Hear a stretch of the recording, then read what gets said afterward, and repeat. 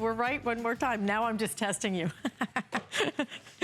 Tim Wilkins is joining me now because I am right about one thing. There are a few things worse than a dull knife in the kitchen. And I was in the kitchen all weekend with a graduation party, and I had a bad knife and just like got grumpy over it. Fix my problem for me, I will fix your problem with a new way to do it as opposed to the old way to do it. Now, I don't know if you know this. We've known each other quite a while. My family owned a meat market and deli when I was a kid. So in my early teens, I learned the importance of sharp knives. And a sharp knife isn't just about cutting things the right shape and size and getting things cooked evenly. The sharper your knife is, the less dangerous it is. I know that goes against everything we think we know, but the reason that we don't do it so much anymore, we don't have sharp knives, is because the old way to do it, well, in the butcher shop we did this. You know, people would walk in, and what can I get you, ma'am? I stood on a milk crate, I was so little. You have to hold this at a 15-degree angle to get that knife as sharp as it needs to be. Now, I don't know if you know what a 15-degree angle is. That was probably 22 or 13, it's a mess. This takes all the guesswork out of that and that danger factor and fear factor. What you have is, if you can see, I'll turn it around actually. You have these two spring-loaded arms that get the knife and the sharpening devices at the exact angle every time. Now, if I turn it a little to the side, you see that little shine right there? Right there. That's the tungsten carbide sharpening parts with micro dustings of diamond particles on it, which you already know is like the hardest substance you can get your hand on, Alice. So, you can do not just honing, which is what you would normally do with a steel. You can put a coarse sharpening on this by a light pressure. You see those arms flexing? I'm gonna do about 5 passes with this. Now, if I wanna do a fine sharpening on this, I'll do a few passes like this. Now, the first demo for this, Alice, I'm gonna ask you to stand back just a touch. Yes, because this is how sharp this gets with just a few passes. It just flies. Ooh, that smells so good. It just flies through this. Now, I was just cutting last night. We'll put this over here. I was just teaching my little one how to do asparagus. And I was trying to show her the rock and push of a good chef that we should all be doing. And she said, it's not going through. And I realized I had a dull knife. Pulled this out of the cabinet. Yeah, when it can't cut asparagus, right? Gave it just a few passes. Can it cut butter? And I didn't want my little one learning the wrong way. Now, here's what else it can do. It can sharpen all of our different kinds of knives. This is one of those ones with the scalloped blade, the Japanese blade. You just put them at different angles. The directions are on it. And you can sharpen all different blades. If I want to do a serrated edge, this one right here.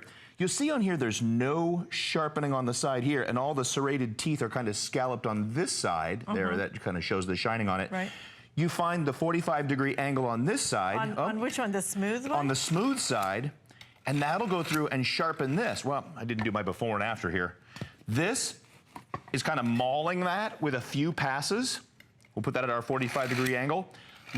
Serrated edges, normal edges, Japanese knives, kitchen shears. You can do anything in your house that needs sharpening with just a few passes, and it just goes through like a hot knife through warm butter. There it is. Like they used to say in my grandparents' house. Okay, what I want to do though, if we can, is, first of all, this is $22.95. How much did you spend on your knives? I mean, my parents have really great knives, actually my sister did it, spent 4 figures on knives. I thought she was crazy, but you know what?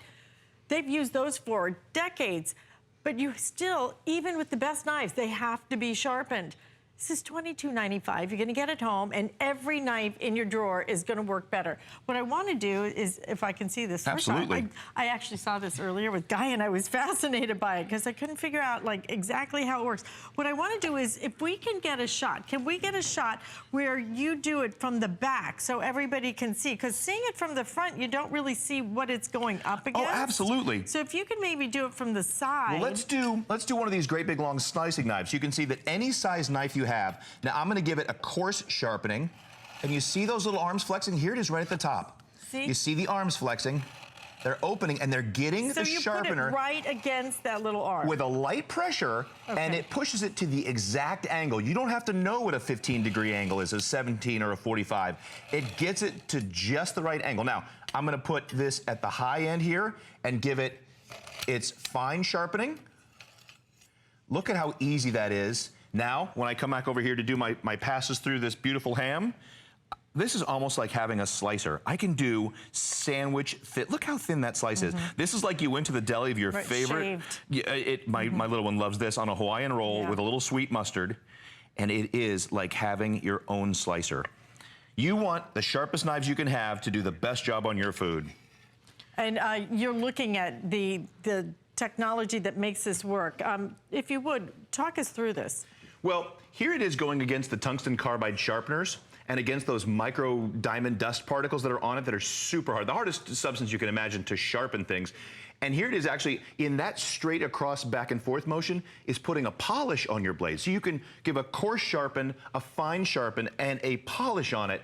Other sharpeners, Alice, if you get one of those grinders, they're wearing down your knives. You'll hear that sound as it goes through that, those electric ones.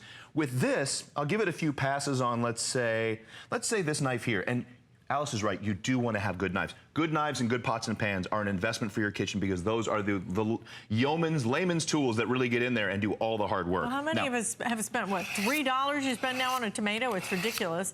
And then you get it home and you just mush it to death trying to slice it. Now, I'm going to put a few passes through here, but with other sharpeners, you would lose a lot of your knife. With this one, you see it's just a fine dust of gray. It barely miscolored. There it is right there. I'll give it another pass here so you can see it. Use your other hand to hold that down, but as I put this on here, you just see a slight dusting of the gray. Other ones, you'll take a lot of the knife off and wear your knives down very quickly. I just want to make sure I understand it. So I can do it, I can do the serrated knives, but I do it on the flat, on the solid edge. The side without the, yes. Oh, I love a good cleaver. Hello. And that's a heavy, now Alice with an episode of Leave It to Cleaver. Give me that. Let's just put that ham right there. But where else? So we went to the video and Alice was eating the ham, so I am so glad I could be here for you. Where else could you sharpen your cleaver? I wouldn't even do this on my sharpening steel or my whetstone at the house. And how easy is this to take a few passes? No, I certainly, so I certainly wouldn't. There's a rough one and there's a fine one. Oh yeah. No. I wouldn't normally do that, but to show you how incredibly sharp that gets with just a few passes, you can sharpen anything. Those are delicious if you want those. You can sharpen anything in your house with that. Anything, any knife that you have, your scissors, break out your kitchen shears. Now I just took a couple passes with this. If I wanted to put this out for my guests to have in their drinks, this is one of those things, if you're doing melon, I just cut up a ton of honeydew the other day for my little one. And honeydew has been amazing this year. So sweet. You know, I'm not always the best at picking watermelons and honeydews.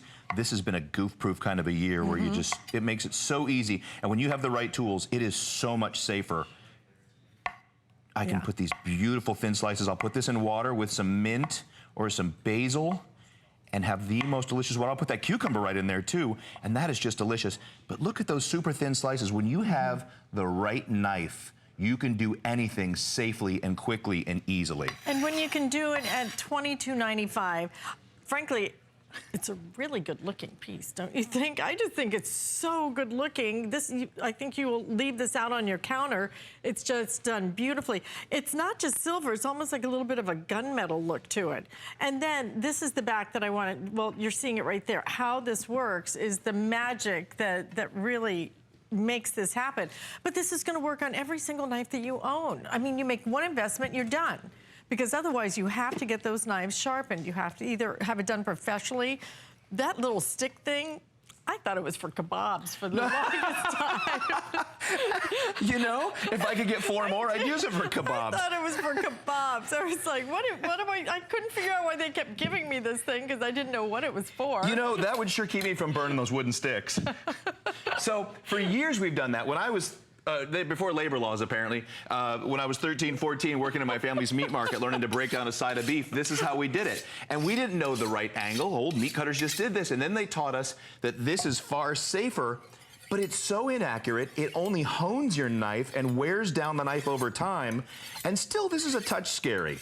All right, so talk me through the process one more time. Okay, if you want to put a coarse sharpen on this, you're going to put the tip down, and actually, I believe all the instructions are on the bottom, so thank you it's very that much. simple. Gosh, you just made that so much easier. You buried the lead. I buried that. I'm not a reporter, I'm sorry. The directions are on the bottom. So there's your coarse. Now, if I want to give it a fine sharpen, I'll do this, and if I want to put a nice polish on that blade and just get it extra sharp, back and forth a few times, and that's all it takes.